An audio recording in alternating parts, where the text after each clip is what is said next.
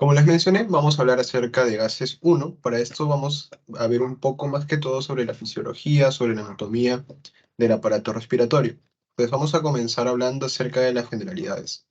Como habrán visto, ya sea en el colegio o a inicios de su primer ciclo, durante su primer ciclo, una de las funciones vitales que nosotros tenemos y que es de suma importancia es la respiración.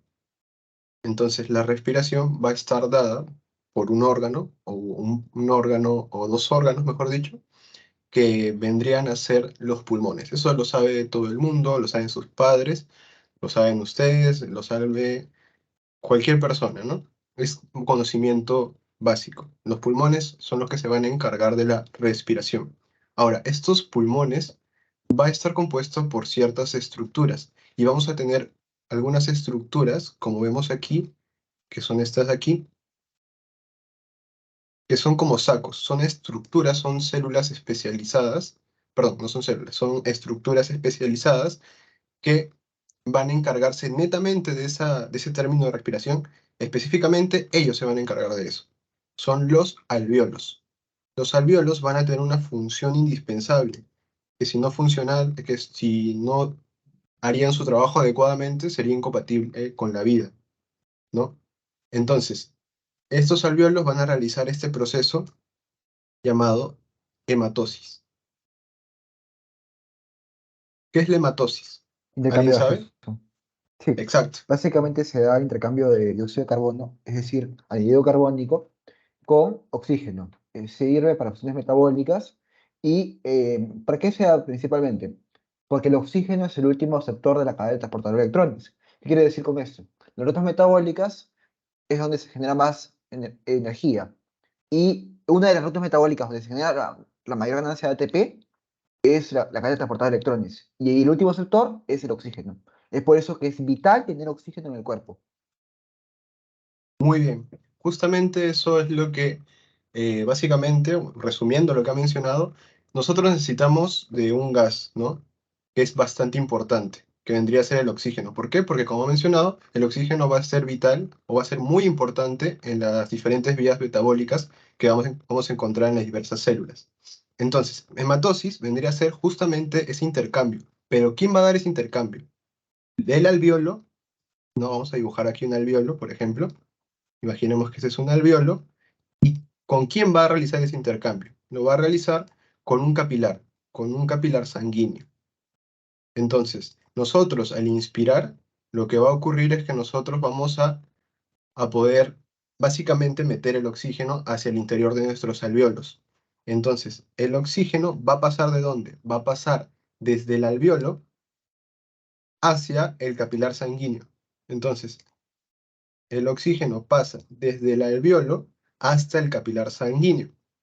Por otro lado, los capilares va a pasar otro gas también. ¿Quién va a ser? El CO2, ¿no? El CO2. Entonces, el alveolo le da al capilar el oxígeno y el capilar le da al alveolo el CO2. Y el CO2 va a ser eliminado a través de la expiración. Entonces, nosotros inspiramos oxígeno y expiramos CO2. Básicamente, eso es lo que se define como hematosis, el intercambio gaseoso entre el alveolo y el capilar sanguíneo. Y esto ya lo veremos en gases 2 un poco más a fondo, ¿no? Cómo se realiza este proceso de hematosis, porque tiene que haber una gradiente de presión entre el alveolo y el capilar, que eso ya lo veremos en la siguiente clase. Entonces, nosotros anatómicamente podemos dividir lo que es la vía aérea en dos, una vía aérea alta y una vía aérea baja. En el caso de la vía aérea alta, vamos a encontrar lo que es la cavidad nasal, vamos a encontrar a la faringe y a la laringe. Luego, en la vía aérea baja, vamos a encontrar a la tráquea, a los bronquios y a los alvéolos, justamente lo que estábamos hablando, ¿no? Los alvéolos. Entonces, aquí tenemos un esquema más o menos sobre la división de esta vía aérea baja. Tenemos la tráquea. La tráquea vendría a ser básicamente un conducto y la tráquea a nivel de T5 aproximadamente, T5 es decir, la vértebra torácica número 5, la tráquea se va a dividir en dos. Se va a dividir en un bronquio principal derecho y en un bronquio principal izquierdo. Entonces, a su vez, estos bronquios van a comenzar a dividirse en bronquios segmentarios. Como vemos aquí, bronquios segmentarios. Y estos bronquios segmentarios van a comenzar a dicotomizarse. Se van a comenzar a dicotomizar. ¿Qué quiere decir dicotomizar? Es que van a comenzar a ramificarse en dos. Se ramifican en dos y así sucesivamente. Entonces, estas ramificaciones van a ser en su totalidad 21 ramificaciones. Las 7 primeras ramificaciones vamos a denominarlos como bronquios porque van a presentar cartílago. Pero las otras 14 dicotomizaciones, las otras 14 ramificaciones o dicotomizaciones se van a denominar como bronquiolos. ¿Por qué bronquiolos? Uno, porque ya no van a presentar lo que es cartílago, y dos, porque van a ser, o su diámetro va a ser menor a 1 milímetro. Por eso es que se van a llamar bronquiolos. Ahora, se dan las 21 ramificaciones y vamos a tener a los bronquiolos terminales seguido de los bronquiolos respiratorios. Y ya luego va a estar el conducto alveolar, va a estar el saco alveolar y en su conjunto me van a formar al alveolo. Ahora, ¿por qué se denominan bronquiolos respiratorios? Porque acabamos de mencionar que los alveolos eran las células, perdón, eran las estructuras principales que se iban a encargar de realizar este proceso de hematosis, es decir, el intercambio gaseoso. No obstante, los bronquiolos respiratorios también pueden realizar esta función de hematosis, pero lo hacen en menor medida. Por eso es que se denominan como bronquiolos respiratorios. Entonces, hasta ahí tenemos un poco sobre la anatomía o la fisiología de lo que es el aparato respiratorio. Tenemos la tráquea, no se olviden, el T5 se divide en dos, se divide en un bronquio principal derecho y luego en un bronquio principal izquierdo. Estos bronquios principales se van a comenzar a dividir en bronquios segmentarios y ya los bronquios segmentarios van a ser los que van a comenzar a dicotomizarse, dividirse en dos. Las 7 primeras ramificaciones se denominan como bronquios porque tienen cartílago y las otras 14 ramificaciones se van a denominar como bronquiolos porque van a tener un diámetro menor a 1 milímetro y porque van a carecer de cartílago. Ahora, ¿se acuerdan que la clase pasada yo les había mencionado que el tejido muscular era muy importante porque se encontraba en distintos aparatos y en distintos sistemas? Justamente en el aparato respiratorio vamos a encontrar que se va a presentar lo que es el músculo. Vamos a tener un tejido muscular. Específicamente, ¿cuál? El tejido muscular liso. ¿No? Que ya habíamos visto sus características, que la actina y miosina se disponían de manera reticular, ¿no? Formando como redes, y que este tipo de células iba a ser de acción lenta e iba a ser involuntario, ¿no? Y que también las células eran unas células con un núcleo central, básicamente eso. Luego vamos a tener dos conceptos que también son importantes que te pueden diferenciar. Uno, lo que es la ventilación, y dos, lo que es la respiración como tal. ¿Alguien tiene alguna idea de cuál es la diferencia entre ventilación y respiración? Yo tengo una idea, pero quisiera dar turno a otros compañeros. Sí, no hay problema. ¿Alguien que pueda responder? Una idea, no importa, lo que sea.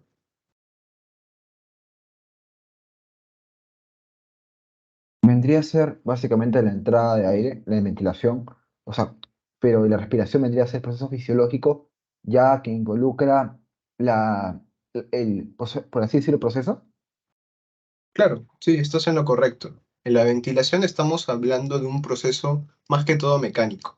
Es decir, involucra solo la salida y entrada de aire, o sea, entrada y salida de aire. Mientras que la respiración, ya estamos hablando, ¿no? De esa función fisiológica que vendría a ser ya el intercambio gaseoso, ¿no? Entonces, eso es básicamente la diferencia. La ventilación es un proceso más que todo mecánico que implica la entrada y salida de aire, mientras que en la respiración ya se está hablando de un intercambio gaseoso. Entonces, esa entrada, entonces, aquí tenemos el aire, ¿no? El aire vendría a ser una mezcla homogénea que va a tener ciertos componentes que bueno, en este caso ya vamos a ver que van a tener ciertos porcentajes. Por ejemplo, el aire básicamente va a estar compuesto de lo que es nitrógeno, de oxígeno y de CO2. ¿En qué porcentajes? Nitrógeno 79%, oxígeno 21% y CO2 0,04%. Y ya el resto vendrían a ser otros gases, pero estos son los principales. Entonces, si les preguntan el aire o cuál gas es el que se encuentra en mayor porcentaje en el aire, vendría a ser nitrógeno, no se olviden. Muchos responden oxígeno y ahí es donde fallan, pero en realidad vendría a ser el nitrógeno. Pues vamos a continuar.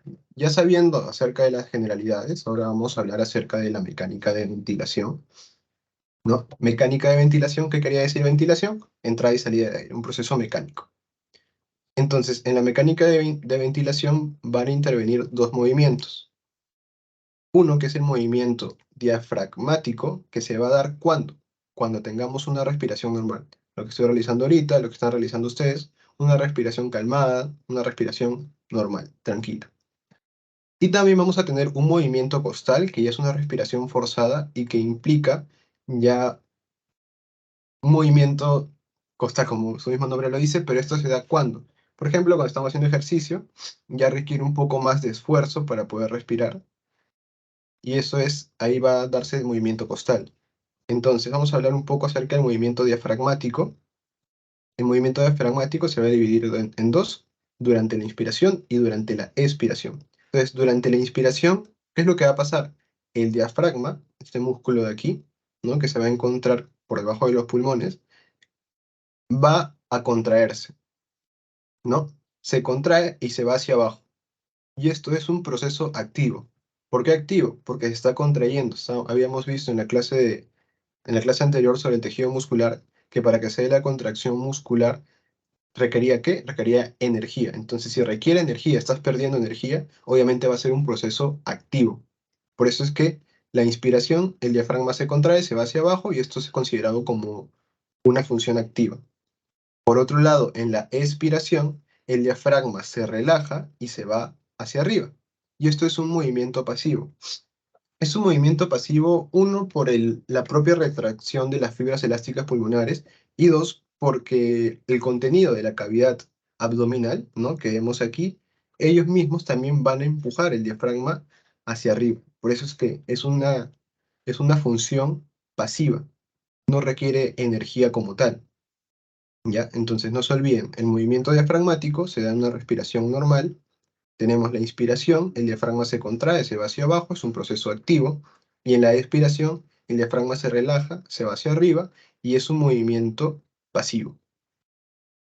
Entonces, al otro extremo tenemos el movimiento costal que se va a dar en la respiración forzada. Básicamente el objetivo de esto es poder elevar la caja torácica o descender la caja torácica. Y para ello vamos a dividirlos en músculos inspiratorios, es decir, músculos que van a favorecer la inspiración, y músculos expiratorios, es decir, músculos que van a favorecer la expiración.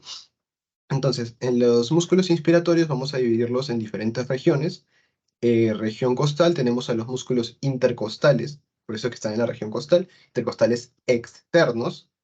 Luego, en la región torácica, vamos a tener al músculo pectoral mayor y debajo al músculo pectoral menor, y así como también vamos a tener al músculo serrato mayor o anterior. Este músculo serrato mayor o anterior va a elevar de las 9 o las 10 primeras costillas. Entre las 9 y las 10 primeras costillas van a ser elevadas por el músculo serrato mayor anterior. Entonces, entre las 9 y 10 primeras costillas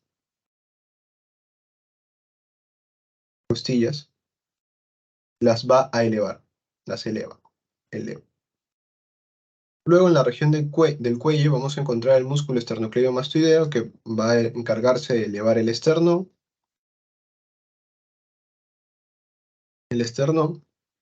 y en el caso de los músculos escalenos anterior, medio y posterior van a elevar las dos primeras costillas.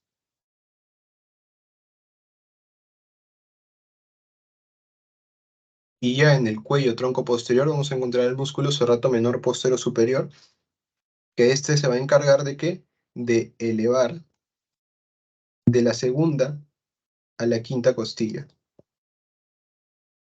Entonces, si se dan cuenta, básicamente la función de la mayoría de estos músculos va a ser que elevar mis costillas, por lo tanto, elevar mi caja torácica, ¿no? ¿Y esto para qué? Porque esto va a favorecer lo que es la inspiración. Por otro lado, los músculos expiratorios tenemos menos, tenemos a los músculos intercostales internos, tenemos al músculo recto abdominal, tenemos al músculo oblicuo mayor del abdomen, tenemos al músculo transverso del abdomen. Entonces, si en caso se olviden durante el examen, ya sea por nervios o por lo que sea, y les preguntan un músculo expiratorio, recuerden lo siguiente. Aquí tenemos abdominal y tenemos del abdomen y que son expiratorios. Entonces, si escuchan un músculo que sea abdominal o que sea del abdomen, ya se van a dar cuenta que es un músculo expiratorio. Pero ¿dónde es, o cuál es la pregunta donde más se confunden? Es en los intercostales. ¿Ok? En los intercostales. ¿Por qué? Porque mire, en los músculos inspiratorios, ¿con qué comienza inspiración? Comienza con la letra I, ¿no? ¿Y con qué comienza expiratorios? Comienza con la letra E. Entonces, si tú dices, es un músculo inspiratorio intercostal interno, también comienza con I. Entonces tú dices, no puede ser, porque el intercostal externo es el que se encarga de, o es un músculo inspiratorio. Igual, en la expiratorio comienza con E, y los intercostales externos comienza con E. Entonces tú dices, tengo intercostal externo, ¿es un músculo expiratorio? Tampoco. ¿Por qué? Porque el que se encarga de la expiración, o es un músculo expiratorio, es el intercostal interno. Y más o menos, o esa es la forma en que yo recuerdo, ¿no? ¿Cuál es el intercostal externo y cuál es el intercostal interno? Entonces, no se olviden, va a ser lo contrario. El inspiratorio va a ser el externo y el expiratorio va a ser el interno.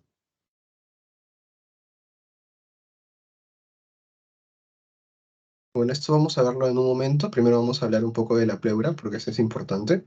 Ahorita vamos a regresar a esa imagen. Entonces, ahora sí vamos a hablar acerca de las presiones pulmonares. Para ello debemos recordar que el pulmón, imaginemos que es mi pulmón, uno de mis pulmones, va a estar rodeado por una membrana o una capa que lo va a cubrir. Y eso se va a denominar como pleura. Ahora, la pleura va a tener dos hojas, o va a tener dos partes. Una pleura visceral, una pleura visceral, visceral porque está pegada al pulmón, está pegada al pulmón, por eso es que se llama visceral. Y luego tenemos otra pleura que se va a denominar, o voy a ponerle otro color, se va a denominar como pleura parietal. Pleura parietal. ¿Por qué? Porque esta pleura parietal, además de estar pegado a lo que es la pleura visceral, también va a estar pegado a lo que es la pared torácica. Pared torácica parietal, no se olviden. Entonces, ¿cuál es la característica de estas pleuras? La característica de estas pleuras es que entre ellas va a haber una presión, va a haber líquido, va a haber pequeñas cantidades de líquido. Y esta pequeña cantidad de líquido va a hacer que esta presión a este nivel sea una presión negativa. Entonces, esta presión negativa es la que va a permitir que el pulmón, diciéndolo coloquialmente, no se desinfle por completo, sino que esta presión negativa va a permitir que el pulmón pueda estar distendido en cierto modo. ¿Ok? Y esto vamos a apreciarlo mejor en esta imagen, o bueno, en este video, pero vamos a adelantarlo un poco. Ya, ya. Imaginemos que esta vendría a ser mi pared torácica, ¿sí? Mi pared torácica.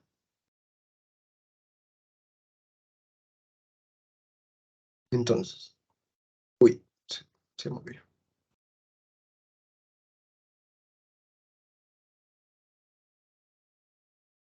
Ya, imaginemos que la mano vendría a ser la pared torácica. Esta parte de aquí, esta parte, todo esto de aquí, lo de negro el mango. Esto, bueno, esto se llama ventosa. Vamos a llamarlo como chupón en este caso. Imaginemos que el chupón vendría a ser la pleura parietal. ¿Ya? Entonces, pared torácica a la mano, pleura parietal, la ventosa o el chupón. Esta parte superficial vamos a ver, o vamos a ponerle que vendría a ser la pleura visceral, y ya esta parte de acá, o sea, lo que queda del vidrio, todo el grosor, ya vendría a ser el pulmón. ¿Ya? Entonces tenemos el pulmón, tenemos a la pleura visceral, porque yo le dije que la pleura visceral iba a estar pegada al pulmón. Tenemos a la pleura parietal, que vendría a ser la ventosa o el chupón, y la pared torácica ya vendría a ser la mano. Entonces, entre la pleura parietal y la pleura visceral, ya hay una presión negativa como tal, y eso es lo que permite que el pulmón se pueda mantener distendido, a pesar de que no haya una inspiración o expiración. ¿Por qué? Por la presión negativa. Entonces, aquí ya hay presión negativa. Entonces, ¿qué es lo que pasa?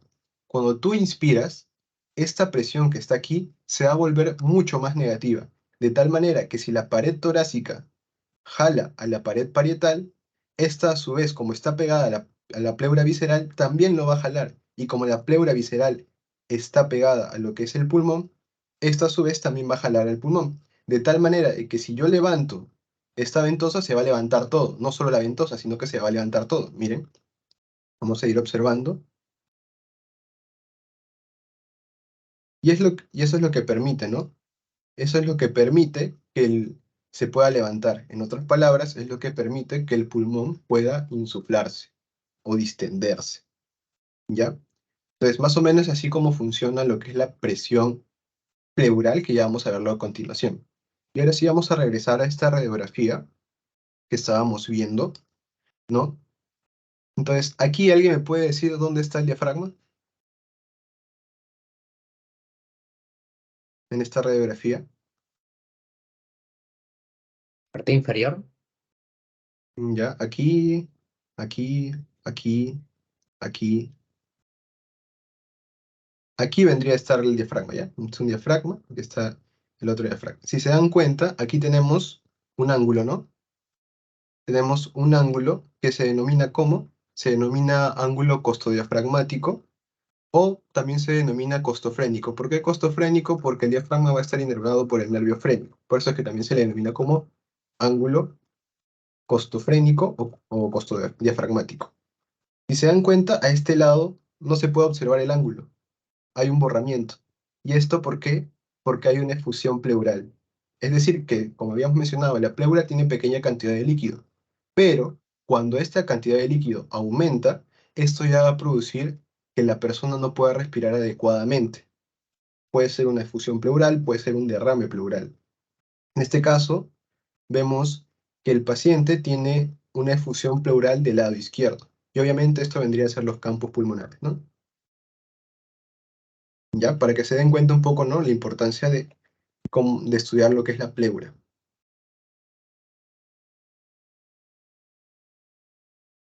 ¿Hasta ahí, chicos, alguna duda?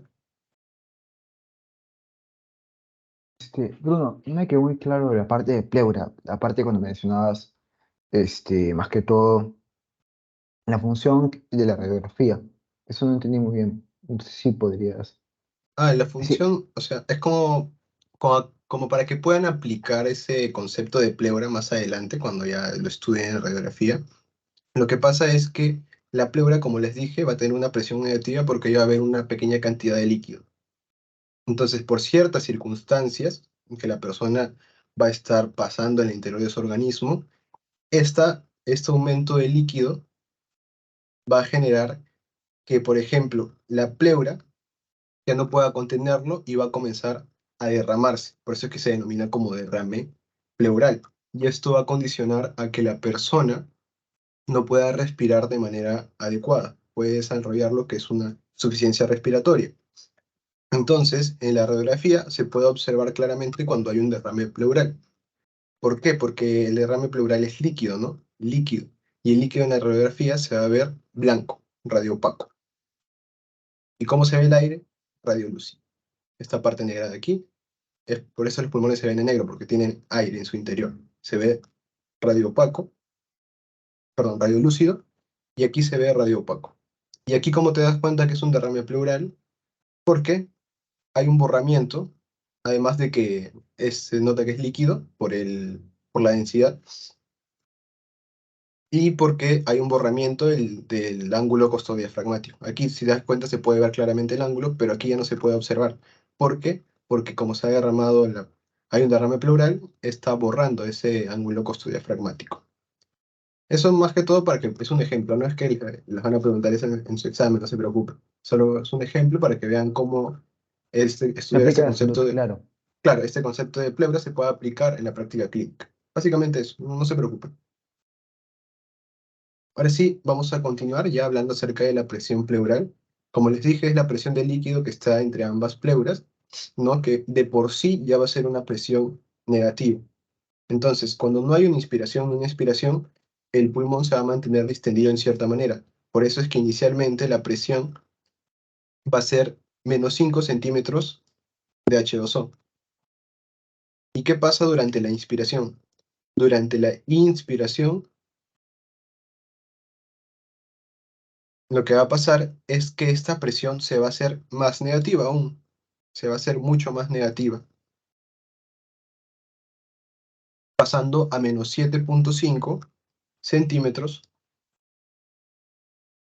de H2O. Y durante la expiración, vamos a ver que la presión pleural va a regresar a menos 5 centímetros de H2O. Por eso es que les dije que cuando no hay una inspiración ni una expiración, la presión de por sí ya es negativa. Van a ver que en el alveolo no pasa lo mismo. La presión con la que inicia no es igual a la presión con la que se da en la expiración. Ya vamos a ver, ¿no? Entonces, estos datitos tienen que memorizarlos. No se olviden, durante la inspiración la presión pleural se hace más negativa, hasta menos 7,5, y durante la expiración la presión pleural va a ser menos 5 centímetros de agua. Ahora tenemos la presión alveolar. La presión alveolar es la presión de aire que hay en el interior del alveolo, en los alveolos pulmonares. Entonces, cuando no hay ni una inspiración ni una expiración, la presión alveolar va a ser cero. Ya, entonces vamos a comenzar con cero. Esto se da ¿por qué? Porque en el ambiente también la presión va a ser cero. Entonces, cuando no hay una inspiración ni una expiración, voy a ponerlo por acá arriba, la presión atmosférica va a ser cero.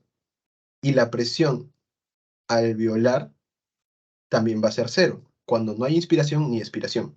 Entonces, si esto es cero y esto es cero, entonces no puede ingresar ni salir el aire. ¿Por qué? Porque para que se dé una difusión pasiva, debe haber una gradiente de presión. Y una gradiente de presión implica que el soluto se va a mover desde un compartimiento donde hay mayor presión a uno donde hay menor presión. En este caso, la presión atmosférica es cero, la presión alveolar es cero. No hay diferencia, no hay gradiente de presiones, por lo tanto no se mueve el aire. Entonces, ¿qué pasa durante la inspiración? Durante la inspiración, lo que va a pasar es que esta presión alveolar va a pasar a ser +1, más 1 centímetro de agua. Entonces, ahora, la presión atmosférica, ¿cuánto era? Era cero. La presión alveolar, ¿cuánto es ahora? Es 1 centímetro de agua. Entonces, por gradiente de presiones, ¿dónde se va a mover el aire? Donde hay mayor presión a donde hay menor presión. Es por eso, perdón, a +1 no. Aquí una confusión, es -1, ¿ok? Disculpen. Entonces, la presión atmosférica aquí es 0 y la presión alveolar aquí es -1. Entonces, ¿dónde hay mayor presión? ¿En la presión atmosférica o la presión alveolar? ¿Dónde hay más presión? ¿En la atmósfera? ¿En el exterior o dentro del alveolo?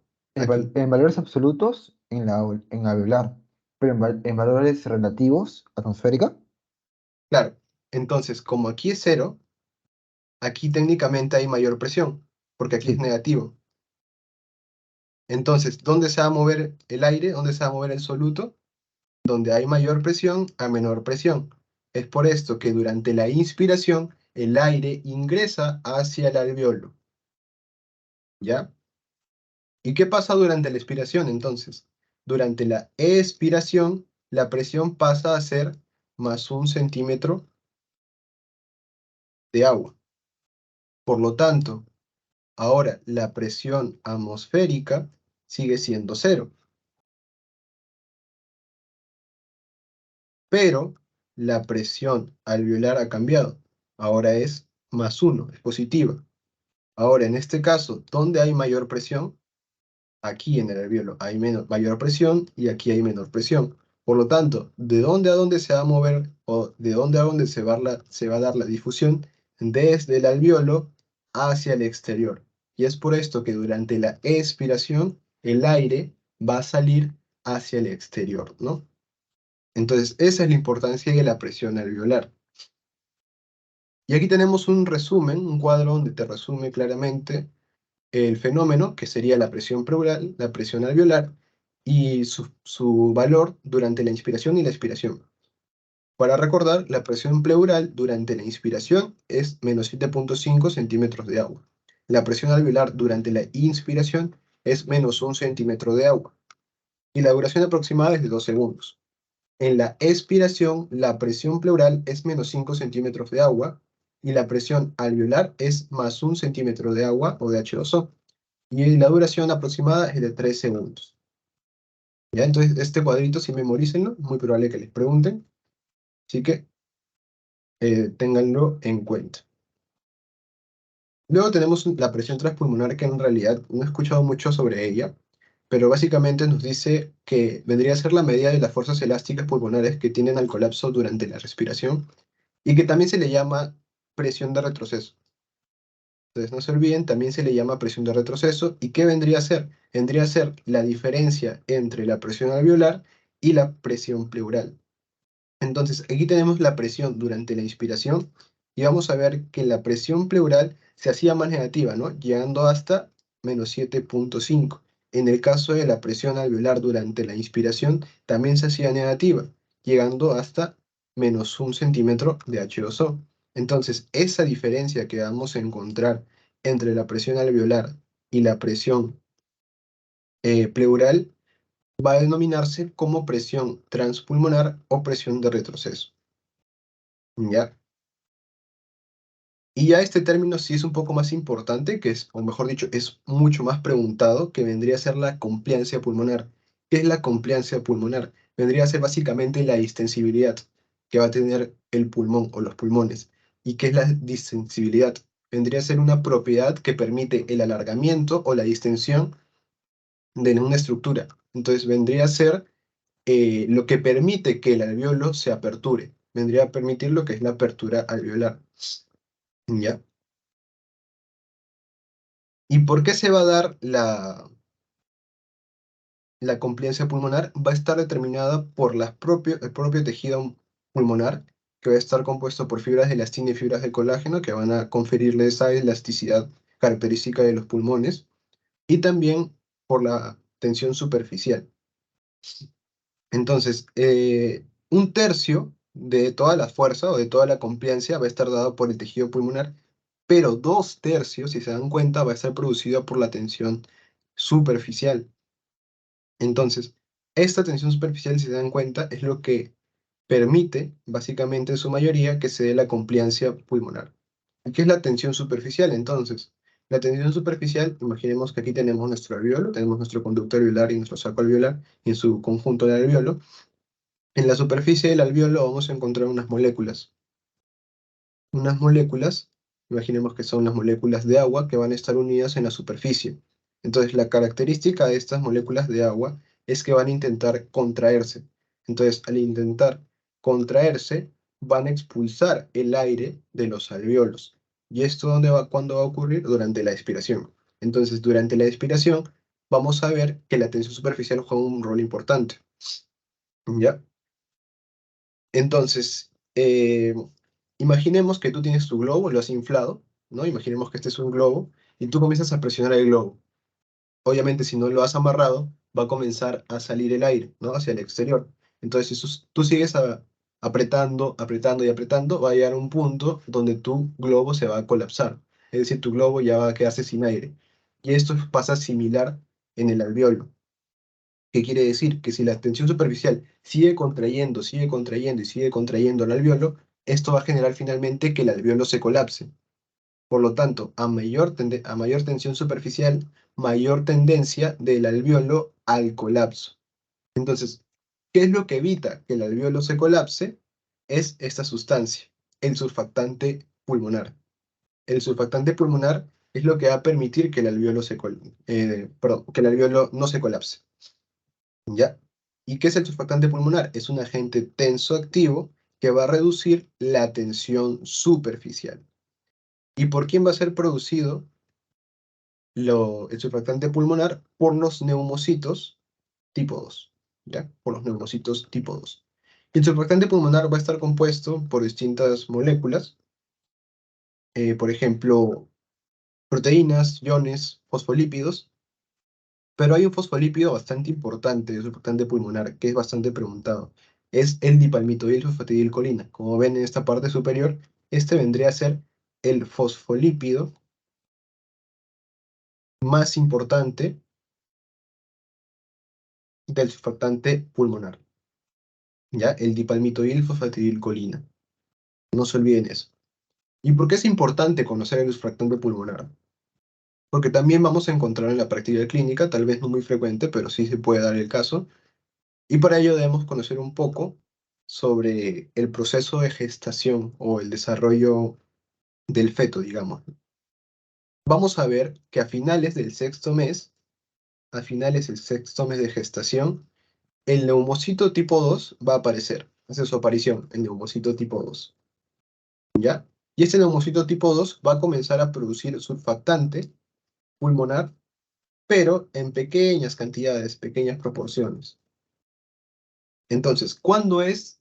Cuando ya se produce grandes cantidades, hasta 2 semanas antes del nacimiento. 2 semanas antes del nacimiento es ahí donde ya se producen grandes cantidades de surfactante pulmonar. Por lo tanto, tenemos un neonato que es prematuro. Si es prematuro, digamos, por ejemplo, nació el 8.º mes, ¿qué es lo que va a pasar con este neonato? Este neonato va a tener pequeñas cantidades de surfactante pulmonar, además de que sus alvéolos van a estar aún inmaduros, y esto va a generar que no pueda respirar. ¿Por qué? Porque el surfactante pulmonar, acabamos de mencionar, que reduce la tensión superficial, generando que el alvéolo no se colapse. Pero ¿cuándo se produce en grandes cantidades? 2 semanas antes del nacimiento. Por lo tanto, si nació el 7.º mes, 8.º mes, ¿qué es lo que va a pasar con este neonato? Va a sufrir a lo que llamamos como el síndrome de dificultad respiratoria neonatal. Y por lo tanto, no va a poder respirar este neonato, ¿no?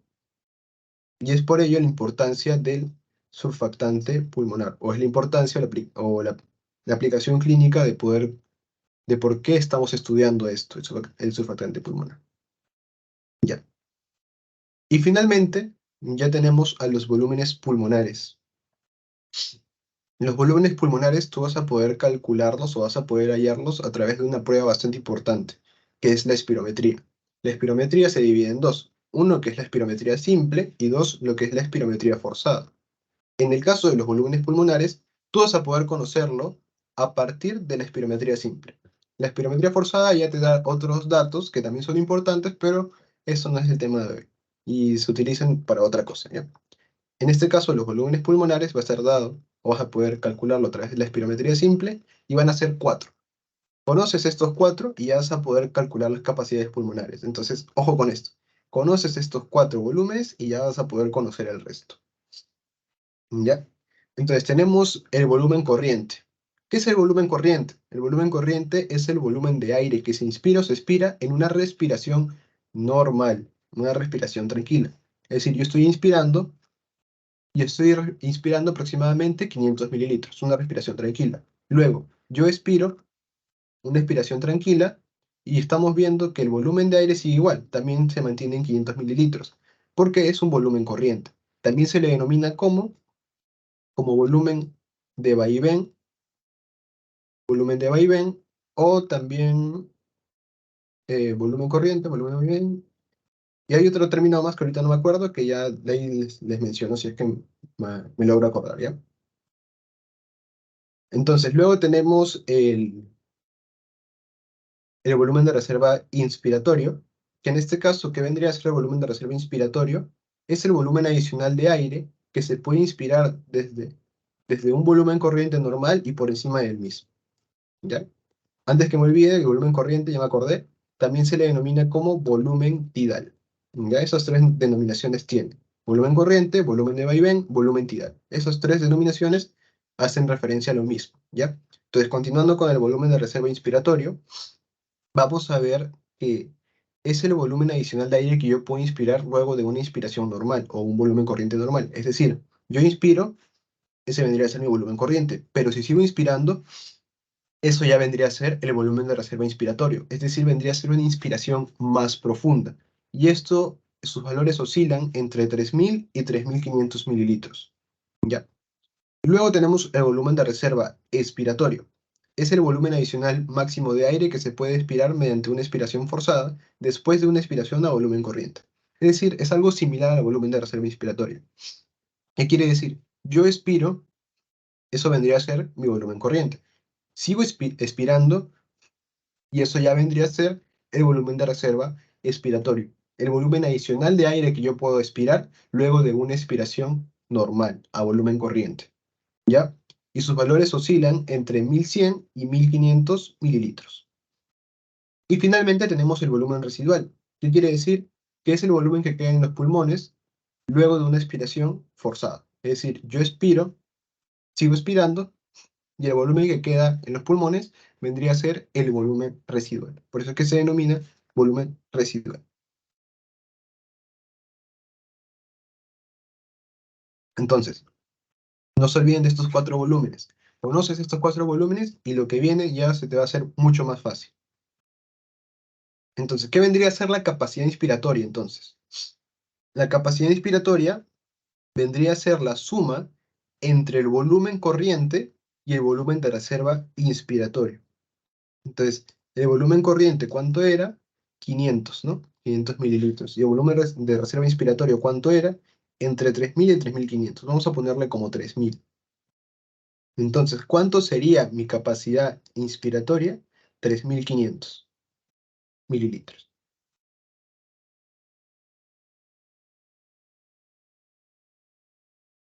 Luego tenemos la capacidad residual funcional, que vendría a ser la suma entre el volumen de reserva expiratorio y el volumen residual. Por eso es que se denomina capacidad residual.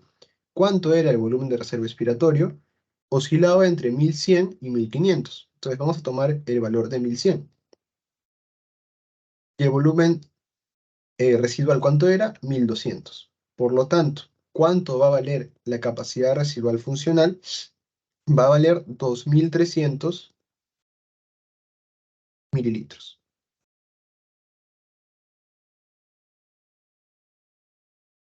Luego tenemos a la capacidad vital. ¿Qué vendría a ser la capacidad vital? Vendría a ser la cantidad de aire que puedes expulsar los pulmones luego de una inspiración máxima, es decir, una inspiración profunda. Es decir, yo inspiro y luego expiro al máximo, boto todo y eso vendría a ser la capacidad vital. Es decir, va a ser la suma de tres volúmenes. Del volumen de reserva inspiratorio, que era 3.000, del volumen de reserva expiratorio, que era 1.100, y del volumen corriente, que era 500. Yo sumo todo esto y me da 4.600 mililitros, obviamente. Y finalmente, ¿qué es la capacidad pulmonar total? La capacidad pulmonar total vendría a ser el máximo volumen que puede expandirse en los pulmones. Es decir, vendría a ser la capacidad vital, 4.600, más el volumen residual, que era 1.200. 4.600 más 1.200. Básicamente, la capacidad pulmonar total es la suma de los cuatro volúmenes, ¿ya? El volumen de reserva inspiratorio, expiratorio, volumen corriente, volumen residual. ¿Y esto cuánto te da? 5.800. ¿Ya? 5.800 mililitros. Y aquí tenemos un resumen de lo que estábamos viendo, ¿no? Tenemos nuestra inspiración. Nosotros inspiramos, expiramos, inspiramos, expiramos, y esto es una inspiración y una expiración normal. Por lo tanto, que corresponde al volumen tidal, volumen de vaivén, volumen corriente. ¿Ya? Luego, yo inspiro, expiro, sigo expirando por debajo del volumen corriente, ¿y eso qué vendría a ser? El volumen de reserva expiratorio. Luego volvemos a la normalidad. Yo inspiro normalmente, expiro de forma relajada, inspiro, expiro, inspiro a volumen tidal, sigo inspirando, ¿y eso qué vendría a ser? El volumen de reserva inspiratorio. ¿Y qué faltaría? El volumen residual. Yo expiro, perdón, aquí por ejemplo, expiro, sigo expirando, y lo que quede en mis pulmones vendría a ser el volumen residual. Y si ya conocemos los 4 volúmenes, el resto ya es fácil. La capacidad vital, perdón, vamos a comenzar con la capacidad inspiratoria. ¿Qué era la capacidad inspiratoria? La suma entre quién, entre el volumen corriente y el volumen de reserva inspiratorio. Entonces yo sumo el volumen corriente, capacidad inspiratoria vendría a ser la suma del volumen de reserva inspiratorio más el volumen corriente. ¿Cuánto era aproximadamente? 3.500, ¿ya? ¿Qué era la capacidad funcional total entonces? La capacidad funcional total era la suma del volumen de reserva expiratorio más el volumen residual. Volumen de reserva expiratorio más volumen residual, y eso era aproximadamente 2.300 mililitros. Luego la capacidad vital, es decir, la cantidad o el volumen de aire que yo puedo expirar luego de una inspiración máxima, vendría a ser la capacidad vital. Por lo tanto, ¿yo qué voy a sumar? Voy a sumar el volumen el volumen corriente, el volumen de reserva inspiratorio y el volumen de reserva expiratorio. ¿Y esto cuánto me va a dar? 4.600 mililitros. Finalmente, la capacidad pulmonar total vendría a ser la suma de los 4 volúmenes y corresponde a la cantidad o el volumen máximo de aire con el cual se pueden expandir los pulmones.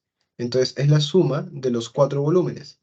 Volumen de reserva expiratorio, más volumen de reserva inspiratorio, más volumen corriente, más volumen residual,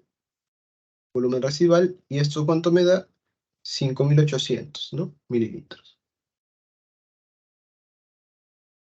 Y finalmente tenemos los tipos de espacio muerto. Ahora, ¿qué es un espacio muerto? El espacio muerto se define como el volumen de aire que se va a quedar en las vías respiratorias. ¿Ya? Entonces, el espacio muerto vamos a poder dividirlo en dos. Un espacio muerto anatómico y un espacio muerto alveolar. Si lo sumas, esto ya te daría el espacio muerto fisiológico. Entonces, el espacio muerto anatómico, ¿a qué corresponde? El espacio muerto anatómico corresponde a esa cantidad o ese volumen de aire que se va a quedar en las vías respiratorias sin contar al alveolo. Es decir, que se queda, por ejemplo, en la tráquea, en los bronquios, pero sin llegar al alveolo. ¿Y qué es el espacio muerto alveolar? Como su mismo nombre lo dice, es esa cantidad o ese volumen de aire que sí llega a los alveolos, sí logró llegar a los alveolos, pero por algún motivo no realiza hematosis, es decir, no realiza intercambio gaseoso. ¿Y esto por qué se puede dar? Uno, por mala perfusión del alveolo, o dos, por una mala ventilación.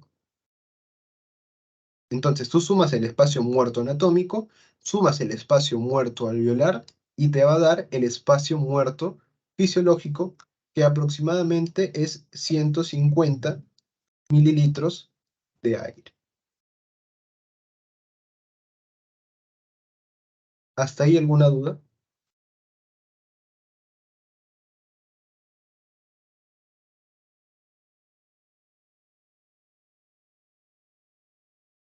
Entonces, para terminar, acá tenemos un ejercicio para que puedan aplicar todo lo que hemos estudiado, o al menos esta última parte de los volúmenes pulmonares, que nos dice lo siguiente. Si la capacidad pulmonar total es de 6.000 centímetros cúbicos, y el volumen residual es de 1000 centímetros cúbicos, y la capacidad inspiratoria es de 3300 centímetros cúbicos, o mililitros, como quieran llamarle, calcula el volumen de reserva expiratorio. A ver, intenta resolverlo. Sea el ¿Y ojo. cuánto sería? A ver, si el volumen residual más la capacidad inspiratoria vendrían a ser ya 4300, la resta vendría a ser, ¿cómo se llama esto? 1700 centímetros Muy cúbicos, bien. sin calculadora. Entonces, 700 centímetros cúbicos. exacto, 1700. Y vamos a ver, ¿no? Vamos a darle forma a este ejercicio. Entonces, nos dan la capacidad pulmonar total, 6000. Nos dan la capacidad inspiratoria, que es 3300. Y nos dan el volumen residual, que es 1000. Ahora, ¿qué es lo que nos piden? Piden el volumen de reserva expiratorio. Eso nos piden, ¿ya? Entonces, la capacidad pulmonar total, ¿qué era? Era la suma de todos los volúmenes. Volumen de reserva inspiratorio, más volumen corriente, más volumen de reserva expiratorio, que es lo que nos piden, más volumen residual. Entonces, volvemos. Tenemos que reemplazar todo, ¿ya? Reemplazamos. ¿Cuánto valía esto? 6000, ¿no? Volumen de reserva inspiratorio, no nos dan. Volumen corriente, no nos dan. Volumen de reserva expiratorio, es lo que tenemos que hallar. Y volumen residual es 1000. No obstante, yo les había mencionado que la capacidad inspiratoria era la sumatoria entre ¿quién? Entre volumen de reserva inspiratorio y entre volumen corriente. Y eso sí nos dan. Es 3300. Entonces sería 3300 más el volumen de reserva inspiratorio más 1000. 6000 vendría a ser igual a 4300 más volumen de reserva expiratorio. Y ya, simplemente resolvemos la ecuación, que finalmente nos quedaría que el volumen de reserva expiratorio era 1700, ¿no? Como habíamos mencionado. Un ejercicio bastante sencillo, ¿no? Y ya la próxima clase, que revisen un poco más, les voy a poner algunos un poquito mayor dificultad para que puedan recordar. Y ya con eso estaríamos terminando esta sesión de hoy. Ah, Bruno, una consulta. No sé si nos puedes poner ejercicios tipo ENAM o no crees que van a venir tipo en el parcial. Digo, me sería interesante ver ejercicios tipo ENAM. Voy a revisar si es que hay